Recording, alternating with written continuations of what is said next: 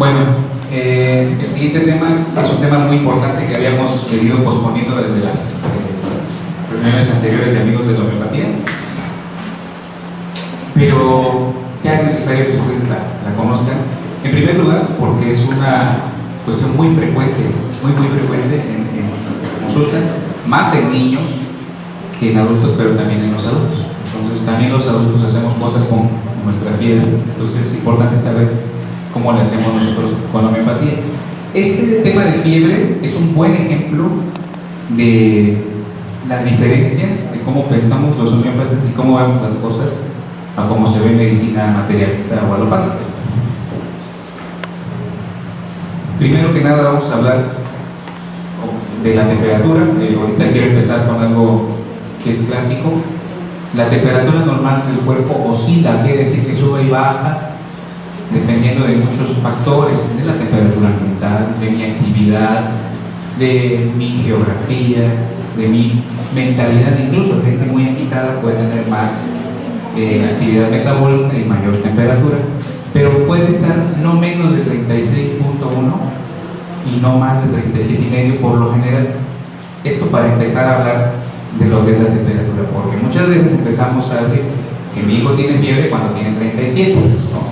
Entonces desde ahí a veces estamos mal. Se los tengo que decir porque todos los libros que ustedes hablan de medicina o de fisiología les van a manejar estas cifras en un intervalo. Entonces siempre estamos variando, no podemos ser como robots de estar todo el tiempo en una temperatura fija. Tenemos un ciclo de temperatura diaria todos. A veces tenemos 36,1, al ratito 36,8, la tarde un poquito más después de comer y baja en la noche, y cuando dormimos es un ciclo.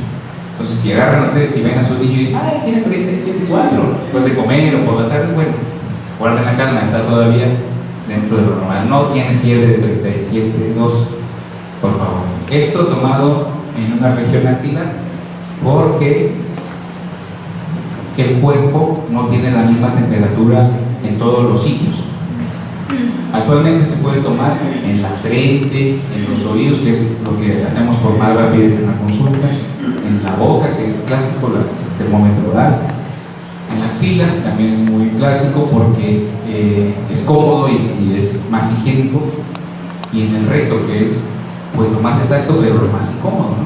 Entonces sacrificamos un poquito la exactitud por la comodidad y la no agresión al paciente. Entonces cada parte donde tomamos tiene distintas temperaturas.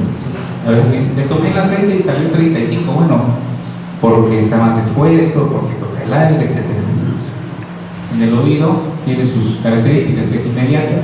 No la cuentan fiable porque ustedes tienen que estar seguros de que no haya cerumen, de que no haya una inflamación o una obstrucción. Entonces, pero ya el médico, si puede tener otoscopio y ver el tímpano, pues ya la puede tomar.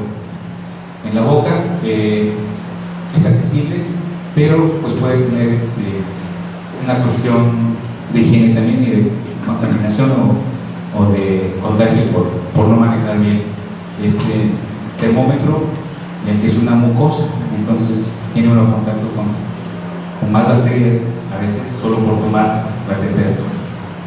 La axila, la clásica, ya sea en termómetros de mercurio, que es lo más exacto que hay, aunque es lo más lento, no tarda aquí dice al menos unos 3 minutos a 5 minutos en tomar una buena lectura. Pero si usted tiene a su niño súper inquieto, súper adolorido, pues no es lo más cómodo, a menos que lo fuerce. Ya si está tranquilo es más fácil, y en los adultos también es más fácil.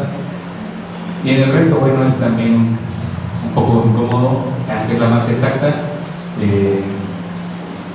pues no nos gusta, aunque a veces se tiene que hacer, sobre todo en niños o en enfermos inconscientes o confusos, ¿no?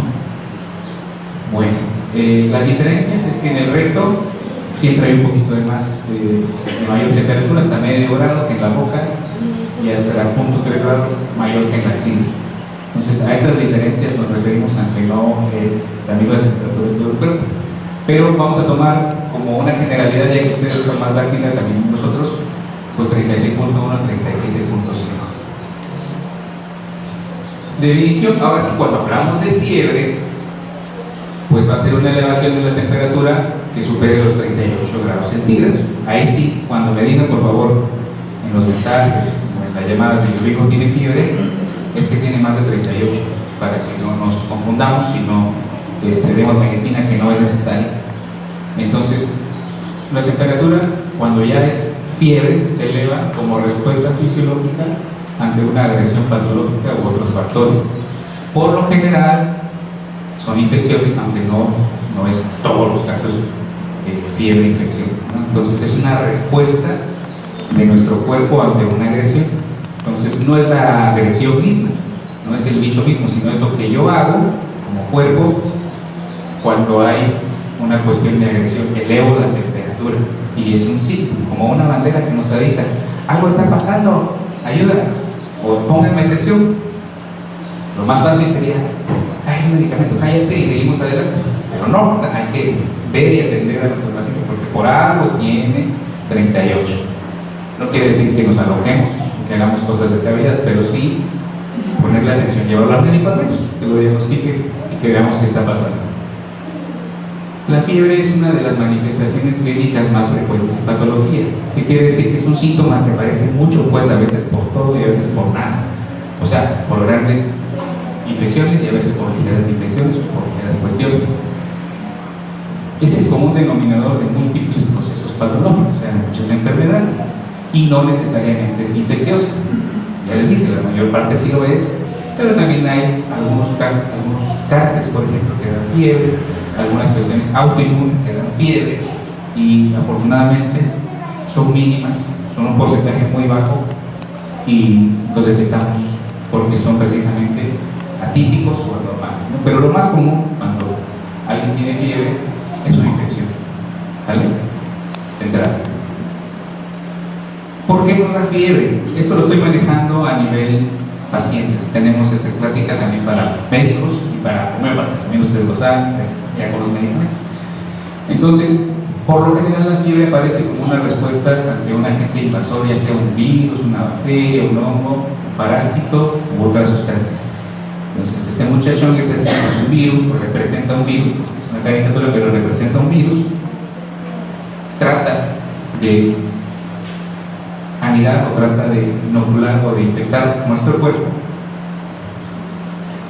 Y una de las primeras cosas que hace nuestro cuerpo es poner en marcha un mecanismo denominado fiebre. ¿Vale? Esta idea se la resumí gráfica porque quiero que se les quede grabado que la fiebre es ¿qué forma tiene esto, doctora Sol? Es un escudo de entrada, o sea, generalizando. Ya sé que hay casos, puede ser mal, y ahorita vamos a llegar a eso, pero de entrada, lo natural, lo que pretende hacer nuestro organismo es poner en marcha una defensa, un mecanismo de defensa ante esto. Los agentes agresores son distintos y variables, aunque por estadística la mayoría son virus. La mayoría, un 90%, son infecciones virales, ya sean de vías respiratorias, digestivas o de ambas, como el rotavirus, que puede dar diarrea y también infecciones respiratorias al mismo tiempo en una persona. De ahí, menos del 10% bacterias, hongos o parásitos, entre todos.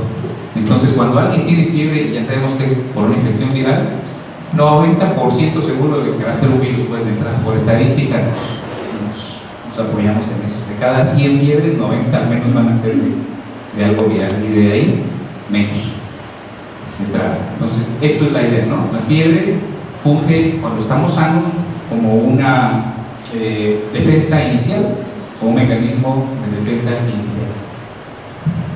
¿Cómo se produce? Porque bueno, estos enemigos, estos virus o bacterias, pues algo han de hacer con nuestro cuerpo, algo ha de hacer para producir la fiebre. Pues existen sustancias que entran al organismo y pueden ocasionar fiebre, se denominan pirógenos. Esto de su etimología griega, que piros es fuego y genius es general, reconociéndose en general los categorías. Las que provienen del exterior y penetran en el cuerpo se llaman pirógenos exógenos, y las que derivan de nuestras propias células se llaman pirógenos endógenos. O sea, es algo de fisiología, pero es necesario para que ustedes sepan que lo podemos manejar a este nivel. Los que son médicos o los que son enfermeros o enfermeras aquí sabrán, como por ejemplo, que hay sustancias pirógenas que no son virus, ¿no? Por ejemplo, sustancias que antes venían en los equipos de venoclisis y ahora tienen una leyenda de esos equipos que dicen libre de pirógenos.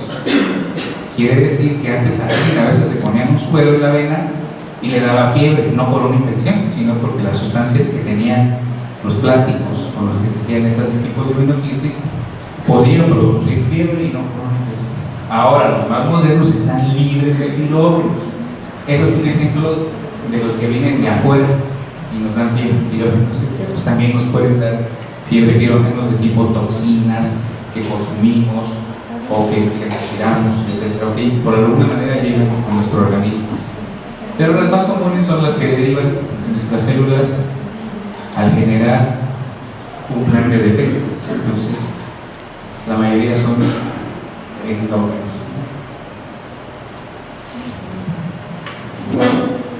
No quiero confundirlos mucho, esto solo es algo complementario. Las sustancias que pueden provocarnos que estos pirógenos se produzcan en nuestro cuerpo son los microorganismos clásicos, las infecciones, toxinas, si consumimos y las ingerimos, complejos antígeno-anticuerpo, que son cuestiones de inmunología que pueden ser no por una infección. A veces hay cuestiones autoinmunes, es decir, que nuestro cuerpo ataca a nuestro cuerpo y se produce fiebre. Por eso ustedes han escuchado que en algunos casos de lupus o de artritis hay fiebre, ¿no? Metabolitos esteroides androgénicos, componentes de complemento, todos estos son cuestiones inmunológicas de nuestro cuerpo que dan lugar a la producción de esas partículas que se llaman pirógenos endógenos y que nos dan fiebre, bueno, que producen la fiebre, ¿no?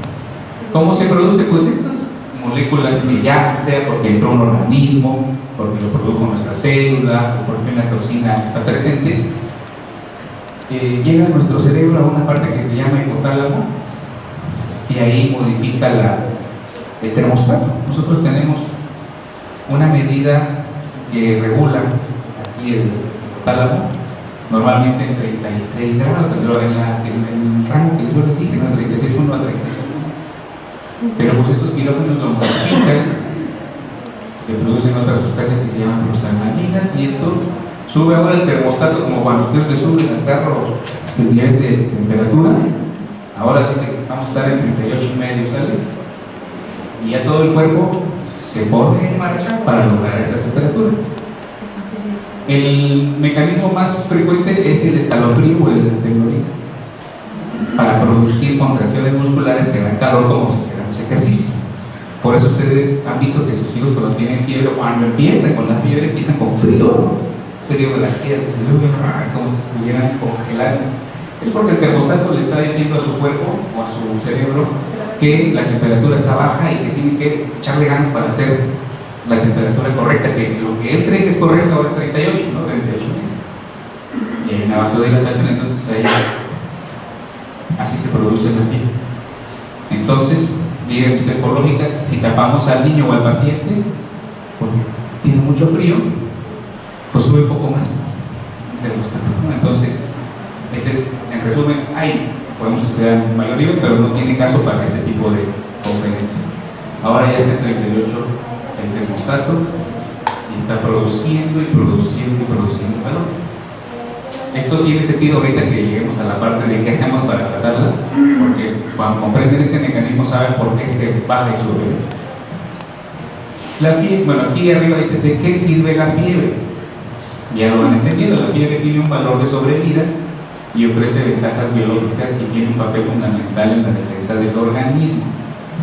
A mí me gustaría que ustedes empiecen a cambiar la idea de que la fiebre es un enemigo a vencer, la fiebre por sí solita. La fiebre por sí solita no es un enemigo a vencer, es una ventaja biológica que nos ayuda a hacer un papel de defensa más realista y efectivo. Entonces, existe por algo. Dejemos de verla como un enemigo a vencer inmediato. No quiero decir que no hagan nada. Lo que les quiero decir es que no la vean como lo principal que hay que quitar cuando su niño a veces no respira bien, se está deshidratando, tiene mucho dolor, y ustedes lo único que ven es la fiebre. ¿Vale? Entonces, vamos a cambiar esa idea poco a poco. Y la fiebre tiene un valor de sobrevivir, o sea que nos ayuda a superar mejor las enfermedades agudas, al menos en este caso, cuando se ponen en marcha.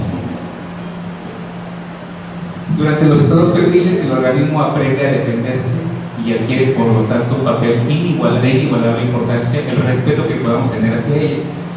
Muchos no sabemos qué es la fiebre y qué papel juega, por eso es que la atacamos.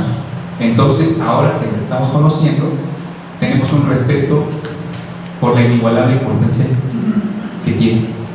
El organismo aprende a defenderse, que quiere decir que cuando nos enfermamos de forma aguda y hay fiebre o hay otros procesos, en nuestro organismo están pasando muchos procesos biológicos y fisiológicos, que es un juego de aprendizaje, de producción de anticuerpos, de mejorar la velocidad de los leucocitos, es un montón de cosas que pasan, que nos ayudan a mejorar nuestra inmunología, y eso se logra como con entrenamiento, es decir, como con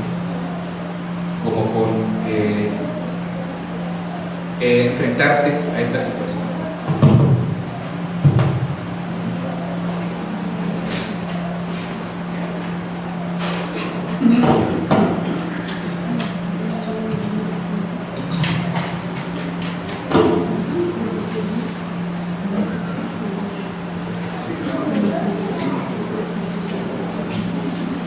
Muy bien, entonces, muchos queremos que nuestros hijos nosotros mismos no sentir, pero sin ni un minuto de fiebre, ¿no? Porque pues nos incomoda o nos sentimos calientes. Pero también, si no dejamos que se desarrolle, muchos procesos no se logran completar, y entonces vamos sembrando lo que son procesos crónicos, es decir, procesos que funcionan mal, porque antes pues, empezábamos bien, nos enfermábamos, y ahora ya no dejamos que nos enfermemos. Y esos mecanismos empiezan a funcionar mal. Ahora resulta que el niño ya no forma sus anticuerpos como los formaba al principio, porque la frenamos por capricho, por desconocimiento, por ignorancia. Entonces, cuando esto sucede cada mes, pues se va de hecho haciendo que se hagan procesos más inefectivos y más duraderos. El incremento de la temperatura del organismo desencadena una serie de reacciones como, cuando tenemos fiebre, sube un poquito de aire.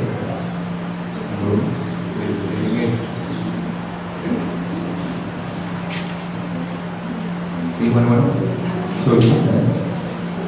entonces, cuando tenemos fiebre, al mismo tiempo están pasando una serie de reacciones como aumento de la velocidad y movimiento y agresividad de los glóbulos blancos. Es decir, usted sabe que en nuestra sangre hay unas células que se llaman glóbulos blancos, que son en su mayoría encargados de la defensa del organismo, los cuales aumentan su velocidad e incrementan su agresividad cuando hay fiebre. Estoy hablando cuando hay fiebre, temperatura elevada, hay liberación de sustancias bactericidas, es decir, que matan bacterias, cuando tenemos fiebre se liberan esto. Liberación de sustancias antibióticas, que matan virus, como el interferón. Y mejora la velocidad de síntesis de anticuerpos. Los anticuerpos son unas moléculas que se forman a raíz de que nuestro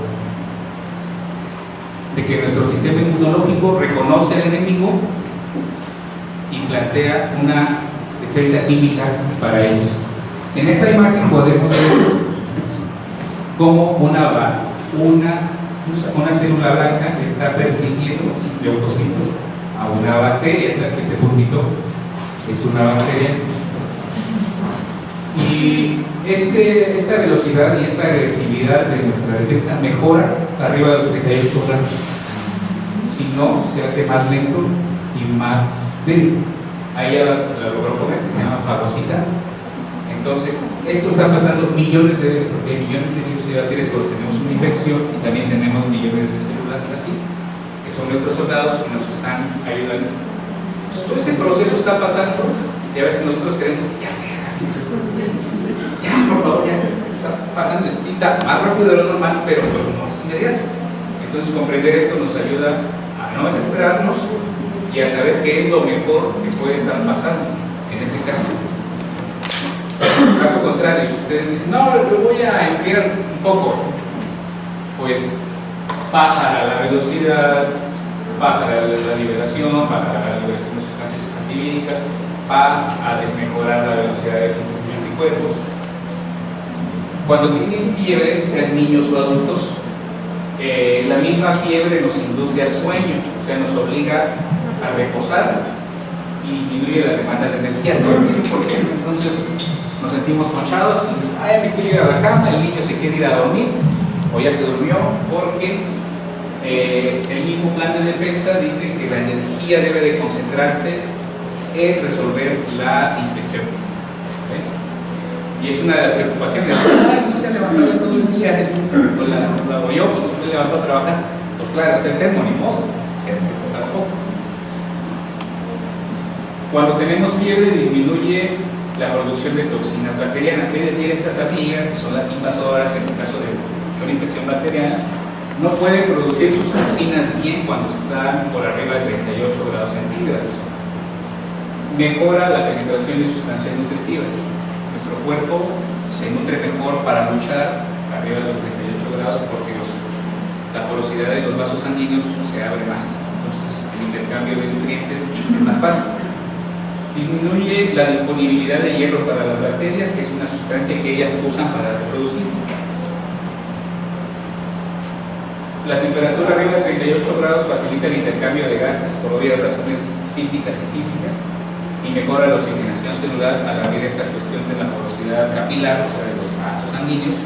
El oxígeno fluye mejor, dirige y acelera la respuesta inflamatoria, limitando la infección a una zona e impide su propagación a otras áreas del organismo. Esto quiere decir que a veces pues, tenemos nuestra amigdalitis, nuestras anginas ahí bien grandotas y tenemos fiebre. La infección está delimitada y nos ayuda la fiebre que ahí se quede y se resuelva. Muchas veces, cuando nos quitamos la fiebre arbitrariamente, pues la infección puede aprovechar y diseminarse a otras partes. Si está en la garganta, pues se puede ir al oído y en casos muy raros, pues hasta el cerebro, ¿no? Entonces, los pediatras saben eso, o los alópatas saben eso y agregan antibióticos. Entonces, pues es algo esperado. Pero si es viral, no, y ahí sí les cuesta un poco más. Es más difícil porque no es tan sencillo con antibióticos enfrentar un virus. Entonces, nos ayuda a que la infección se quede donde está o que realmente no agarre un lugar específico.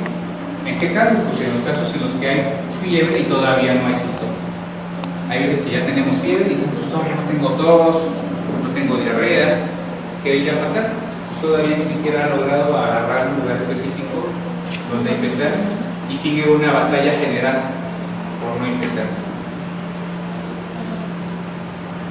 Vamos a algo muy importante para ustedes como pacientes, es conocer lo que denominamos el semáforo de la fiebre. Esto es muy importante. No toda la fiebre es igual ni toda la fiebre es buena, no podemos generalizar.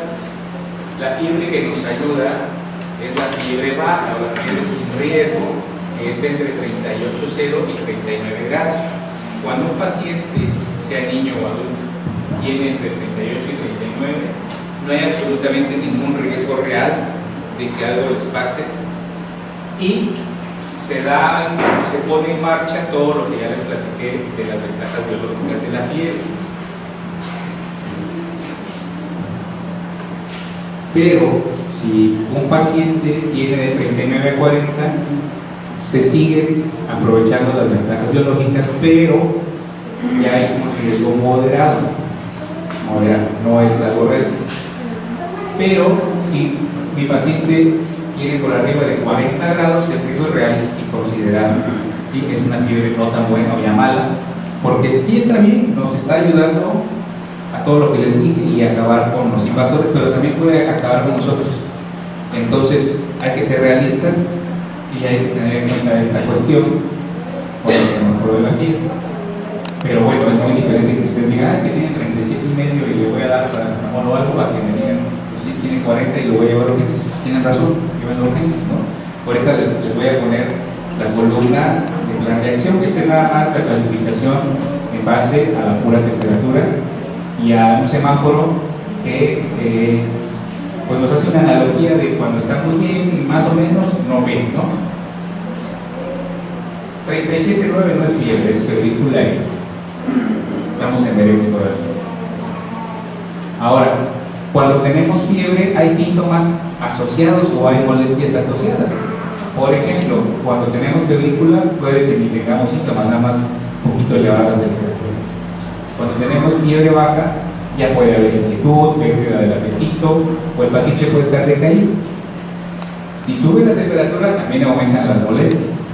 Puede haber postración, es decir, ya no nada más está cansadito, ya está tumbado y ya no se puede levantar. Tiene sed intensa, palpitaciones, dolores articulares, todo les duele, ¿no? Desde la cabeza hasta donde están sentados, los tobillos, todo les duele. Y cuando tenemos fiebre alta, pues ya podemos tener tanto estos síntomas como estos, y además posibilidad de convulsiones, aquí sí, arriba de 40 grados, sangrados o cuestiones de dolores muy severos o intensos, muy molestos. Para que ustedes lo sepan, porque a veces me dicen, es que también está con taquicardia, su corazoncito va muy rápido, o mi corazón va muy rápido. Claro, es esperado por lo mismo de cómo funciona la fiebre, ¿no? Aumenta nuestra actividad metabólica para generar calor, y una de ellas es la taquicardia. Entonces, se intensa, tiene mucha sed, tiene palpitación y me duele todo, lo que denominamos síndrome febril, ¿no? O sea, no solamente la temperatura, sino un conjunto de síntomas que van pegados por obvias razones a la fiebre, cuando menos, porque si ya tiene una infección clara, pues va a tener lo de la infección, como la diarrea, si le gustó, un dolor de garganta, si es vías respiratorias, tos, etc. Fobia de fiebre, un tema, bueno, es una denominación para un síndrome psicológico que generalmente es un trastorno de ansiedad que presentan los padres en respuesta a la condición febril de sus hijos. A veces no lo podemos controlar, pero hay que saber que existe. ¿Sí? Esta es la reacción. ¡Ay, tiene 37! Sí, 37. Hay que guardar calma. Le voy a mandar el semáforo a la fiebre para que sepa cómo le vamos a hacer. Ya subió 38. Sí, calma, lo está defendiendo bien, no hay problema. Ya le subió 38, doctor, ya me lo llevo a urgencias para que lo inyecten. Es su decisión, es su hijo, pero en la realidad no es lo más correcto médicamente por las razones que les expliqué. ¿Qué nos lleva al síndrome, a la fobia de fiebre? Lo que nos lleva a la fobia de fiebre es una cuestión cultural, no una cuestión médica, porque la mayoría de las personas que lo sufren son pues personas no médicos o no cercanas a la medicina, aunque también pasa a los médicos, porque es diferente ser médico a ser papá. Entonces, cuando ustedes son médicos y son papás, no es distinto, ¿no? Ya quieren dar doble dosis o ya quieren hacer algo para que se acelere todo esto. Pero en realidad es algo cultural. Es que abuelita dice que el 37 es malo, es que la tía dice que con 38 se va a morir, es que el primo de un amigo convulsionó con 37, es que mitos y mitos y mitos que tienen media verdad, media mentira. Entonces se difunden culturalmente y lo malo es que uno actúa con eso. Entonces la fobia de fiebre ha hecho que mamás ansiosas vacíen una bolsa de hielo en una tina y avienten a su hijo, le pongan triple dosis de antipirético, los manden al hospital por intoxicación, un montón de cosas que hace uno cuando puede tener esta cuestión de no estar tranquilos. Y bueno, el único perjudicado es su paciente o ustedes mismos si se atoran de medicamentos, ponen hielo y es una lucha infructuosa. Se complica todo, entonces hay que saber reconocerlo. Otra cosa es que esto se vence con la información, precisamente con lo que estamos haciendo hoy. No es fácil, pero pueden empezar a saber que existe y a saber qué hacer con lo que les vamos a decir. La siguiente parte del semáforo, la siguiente columna, es ¿qué hago yo como papá en casa cuando mi paciente ya tiene fiebre? Mi hijo o yo mismo tengo fiebre. Empieza desde abajo. ¿Qué hago, doctor? Tengo 37.9, 37.8. Nada, espérese tantito, vamos a ver qué puede pasar, si va a desarrollar síntomas o no. No quiero esperar, bueno, su decisión, yo ya le dije qué hacer. Febrícula. De fiebre baja, ya tiene 38, 38.2, 38.5. Ya se puso en marcha todo lo que les expliqué, está trabajando el organismo, pero ¿qué hacer? Porque también no lo voy a dejar así. hay que llevarlo a la consulta médica, de preferencia homeopática, para que se le haga un diagnóstico y un tratamiento homeopático, obviamente. Porque si bien el cuerpo está luchando por sí mismo, con la homeopatía podemos impulsar esas respuestas para que se realicen de la mejor forma y de la forma más rápida posible. Que posible no es inmediato, posible es acortar mucho, pero a veces son horas. Entonces, lo tienen que saber. Aquí, si se dan cuenta que hago, no dice medios físicos, no dice aplíquele hielo, ni póngale trapos, ni nada aquí, porque la forma en la que funciona la fiebre es con medición y respuesta, ¿no? El cuerpo mide la temperatura y responde. Y si ustedes le bajan tantito con trapos, pues mide y dice, ah caray, me falta leña al fuego, ¿no? Y pone en marcha otra vez más titiriteo, más vasodilatación y aumenta la temperatura, porque no están resolviendo el problema de forma metabólica, sino que lo están haciendo externo, ¿no? Así nada más como meterlo al refri para que se enfríe tantito. Pues lo único que se logra es que tantito le baje y luego le suba más de la que tenía, porque el cuerpo le echa más leña, se esfuerza en lograr lo que tenía, pero a veces al mismo cuerpo se le pasa la mano. Y uno mismo lleva al hijo de 38.1 a 39.1. Nadie lo bañé, doctor, y tenía 38, yo soy 39. Pues ya no lo bañe, ya lo vamos a dejar así ahorita. O ya bañelo porque ya está allí. Sí, ¿no? Ahora sí ya, los tenemos más visto, ya hay que llevar. De 39 a 40, que es la fiebre moderada, aquí sí le recomendamos aplicar medios físicos, que aunque pase esa cuestión que les estoy platicando, pues ya se acerca a una zona más riesgosa, entonces sí podemos ahí aplicarle.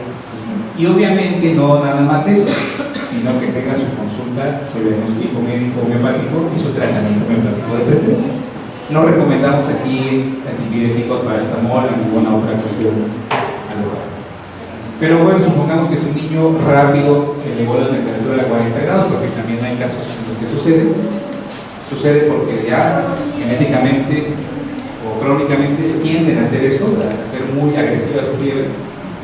Pues aquí sí aplicamos medios físicos, los bañamos, les ponemos pañitos, baños de asiento, nos llevamos a la consulta médica homeopática e incluso al homeópata, si no tienen al homeópata porque a veces es de noche o están lejos y solo hay una farmacia o un hospital, pues llévenos al hospital. No es bueno que un niño tenga 40 grados por arriba, aunque sepan que está trabajando su sistema inmunológico, pues también se puede hacer daño él mismo o su cuerpo hacerle daño a él mismo por defenderse. Entonces aquí conviene que lo vea cualquier médico a cualquier hora o cualquier método bueno, de los reconocidos, homeopatía, entonces no te vayan a dar otro método, pero que tiene la intención nada más de que pues le baja un grado, ¿no? Le dije paracetamol y le bajó un grado o medio grado y pues ya lo sacó de la zona muy peligrosa para que podamos seguirlo tratando. Entonces, por favor, no vayan a hacer esta parte aquí, porque si hay quien no sabe esto y entonces empieza a aplicar todo esto desde aquí, y es una costumbre muy diseminada en las escuelas. No sé si lo han vivido. Es que ya tienen autorizado darle paracetamol si tiene 37 y medio.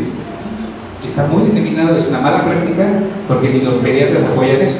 Entonces, aquí no se debe hacer lo que está recomendado aquí. ¿Vale? Obviamente en la antipediatría el método es distinto, se busca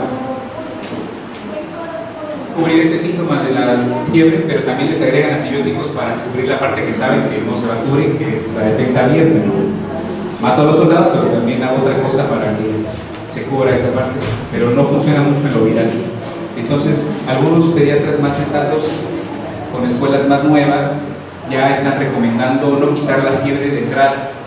Dicen, déjelo tantito, le vamos a dar hidratación, no le vamos a dar antibiótico, y pues ahí lo vamos llevando, según se complique, le vamos dando.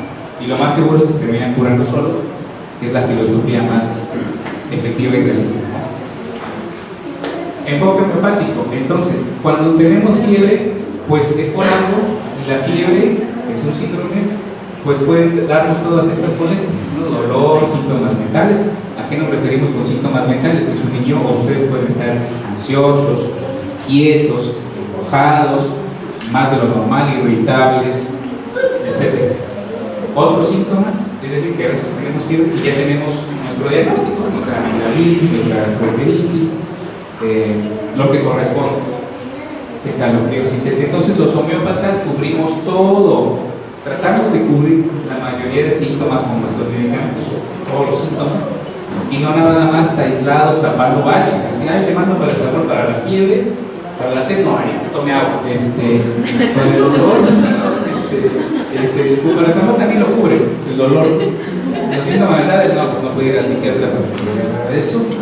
Otros síntomas, pues si es diarrea, algo para la diarrea y así, pero en realidad muy difícilmente se puede cubrir todos porque o no hay, o es mucho medicamento. Bueno, para el dolor, para la diarrea, al mismo tiempo sí a veces se da, ¿no? Pues se termina dando una carga muy fuerte para el hígado de sus pacientes, para algo que a lo mejor se va a resolver igual de rápido solo, pues, un poco más rápido con el medicamento. Entonces, este es nuestro enfoque homeopático que ustedes deben de conocer, que por eso les preguntamos, ¿cómo está el niño? ¿Está enojado? ¿Cómo está de comportamiento? ¿Tiene sed? ¿Cómo está su sed? ¿Ya comió? ¿Vomitó? ¿No vomitó? ¿Ya sudó? ¿No sudó? Porque todo eso nos da un medicamento. Entonces, cuando ya encontramos el medicamento, a ustedes se les hará fácil. El hermanito tiene lo mismo, ¿le puedo dar lo mismo? Pues no, porque el hermanito no tiene sed, no tiene dolor, pero sí tiene más fiebre, no tiene síntomas mentales, en lugar de diarrea tiene tos. Y entonces, pues no, nada más para la pura fiebre, que le cubra la fiebre, que es lo que me importa. No, porque nuestro enfoque es integral, es completo. Entonces, hay que pasarlo a consulta y necesita otro medicamento, porque pues, finalmente ni le decimos, a ver, ¿cómo está? Y pues es una consulta, y ya tenemos que verlo y revisar. Es lo ideal que le conviene a un paciente. Enfoque alopático, lo que ustedes conocen culturalmente. El medicamento, por ejemplo, tiene fiebre y ustedes toman su paracetamol, pues nada más va para la fiebre. Y todo lo demás que está pasando, la sed, el escalofrío, otros síntomas, los fundamentales, el dolor tal vez sí lo cubre. Pues, o van al doctor para que les dé su antibiótico, porque ahora ni el antibiótico lo pueden comprar ustedes mismos, pues necesitan receta. O a ver qué pasa, ¿no? Nada más lo posponen, pues se engañan ustedes mismos de que se sienten mejor y se van a trabajar o hacen sus actividades, pero adentro toda esa cascada de procesos defensivos ya no se lleva igual y hace más lenta su curación, y lo tienen que tomar paracetamol cada 8 horas por 5 días. O sea, se autoengañan, su enfermedad dura 6-7 días, pero autoengañándose ahí con el medicamento. Entonces termina a la larga y en la realidad como algo más lento y peor, porque si lo hace seguido, pues se descomponen sus propios sistemas inmunológicos. Convulsiones por fiebre, un tema muy importante porque es un mito, o sea, tiene parte de verdad, parte de mentira, lo que ustedes saben. Las convulsiones las tienen realmente muy pocos niños con fiebre. Solo el 4% desarrolla convulsión febril, y a pesar de que pueden ser muy amedrentadoras, es decir, que nos espantan y son muy violentas, estas en sí mismas por lo general son inofensivas y no implican daño cerebral. Esta información no la inventé yo, está sacada de una página de neurología del Instituto de Neurología de Estados Unidos, donde las presenta como lo que son. O sea, sí son algo feo porque nos espantan, los niños hacen muy feo, pero en realidad cuando pasan, llegan a pasar, afortunadamente no representan un daño cerebral. O sea, no quedan mal, ni es que se vayan a morir por eso. Convulsiones por fiebre no significa que el niño sea epiléptico, ¿eh? Muchas personas piensan, el niño ya va a ser epiléptico. No, pero si se presentan en más de un episodio, indican la necesidad de descartar algo más grave. Entonces, algún niño puede convulsionar y ya, toda su vida una vez, pero hay niños que convulsionan pues cada mes o cada 3 semanas. Ahí, obviamente, nosotros como médicos tenemos que empezar a investigar y ya nuestros compañeros neurólogos nos ayudarán a ver si es un tumor, si es epilepsia, si es otra cosa, que generalmente es otra cosa y no es por la fiebre. Entonces, es muy evidente que si pasa, pues pasa, ¿no? O sea, eso no se puede dejar a un lado, nos obliga a buscar ayuda. Convulsiones por fiebre, del 95 al 98% de los que han experimentado estas no desarrollan epilepsia. O sea, de ese 4% de niños que tienen fiebre en general, menos de 1, porque es 98 de ese 4, llegan a tener convulsiones, llegan a desarrollar epilepsia. Y esto es el mismo porcentaje que todos los niños que llegan a desarrollar epilepsia. O sea, no es culpa de la fiebre, ya la iba a desarrollar de por sí, pues. culpa de la fiebre. Estudios extensos han encontrado que los niños con convulsiones febriles tienen logros escolares normales, aún en los casos raros de convulsiones muy prolongadas, más de una hora. O sea, imagínense, niños que convulsionan por una hora entera, seguido, y esas los médicos las consideramos convulsiones prolongadas. Les da tiempo que la ambulancia vaya por ellos, siguen convulsionando, llegan al hospital y siguen convulsionando. Y sí, o sea, eso es algo que los médicos neurólogos están acostumbrados a ver, ¿no? Duró mucho. Y a pesar de eso, la mayoría de niños se reponen por convulsiones. Convulsiones por fiebre. El periodo en el que se puede presentar es de los 6 meses de edad hasta los 5 años, en su mayor parte, pueden ser también en niños más grandes. El uso de anticonvulsivantes como el fenobarbital o el valproato para prevenirlas no está recomendado debido a que tienen efectos secundarios potenciales y su efectividad no está demostrada. O sea, no hay estudios que respalden que sea útil como para que no le dé convulsión al niño, darle un poco de valproato o de estas cosas que son los antibióticos. Hay papás que lo hacen o hay médicos que lo hacen, pero pues, como lo decimos, no hablando solo de homeopatía, sino de medicina en general, la cuestión es discutible. Incluso, aquí me faltó agregar el uso de paracetamol o antipiréticos no previene del todo una convulsión febril. Muchos papás piensan, es que como ya convulsionó una vez, le tengo que dar paracetamol para que no llegue al 38 y no. Si le va a dar, le va a dar hasta con 37,5 y entonces su paracetamol o lo que le dé no le va a ayudar ni le va a prevenir, está en discusión, no hay estudios que lo respalden. Ya casi acabamos. En caso de fiebre, entonces cuando mi hijo o cuando yo tengo fiebre como paciente, ¿qué hago? Lo que es más recomendable es que vaya usted a consultar y lo revise un médico homeópata y lo valore para que le dé el medicamento, obviamente con un diagnóstico, porque al ser médico le puede decir si tiene amigdalitis, si tiene gastroenteritis o si tiene algo más.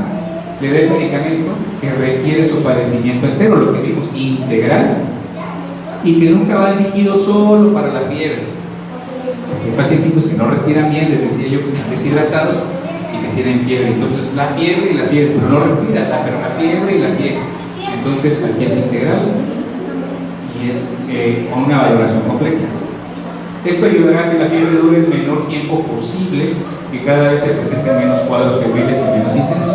Entonces los pacientitos que han llevado su proceso con nosotros se han dado cuenta que antes se enfermaban muchísimo y muy seguido y muy alto de la fiebre, y que cada vez se enferman más espaciadamente y con fiebres menos intensas, hasta que llegan a ser fiebres como normales, es decir, las que les dan a todos los niños 2 o 3 veces al año, muy fáciles de curar y muy suaves en su manifestación.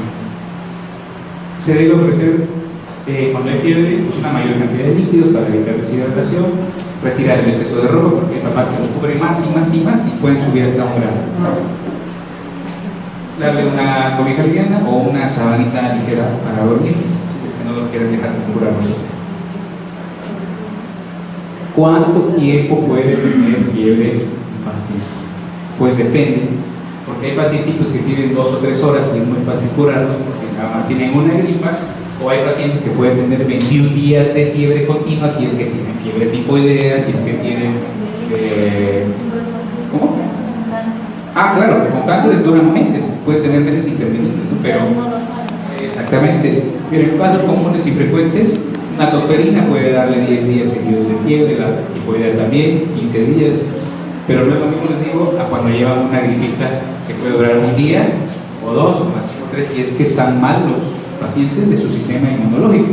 O sea, la fiebre no dura mucho porque sea la fiebre en sí mala, sino porque acuérdense de esa cascada inmunológica que les presenté, está mal regulada y el paciente tiene esta cuestión como de fábrica, pues de hacer mal las defensas, pero afortunadamente con la homeopatía pueden redirigirse y pueden hacerse más efectivas. Entonces, cuando al niño antes le duraban 5 días las fiebres por una gripa que la diagnosticábamos, pues ya con la homeopatía van durando 3, luego 2, luego ya nada más unas horas y luego ya le da fiebre y con su gripa, ¿no?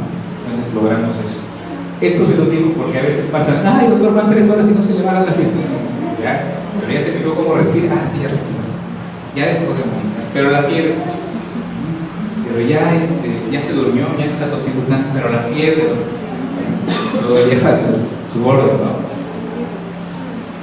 Entonces, ya acabamos. Solamente les recalco que lo ideal es estar en comunicación con su médico homeópata siempre cuando hay fiebre, que les explique bien esto y pues que al final ustedes lo comprendan para no hacer cosas que no convienen.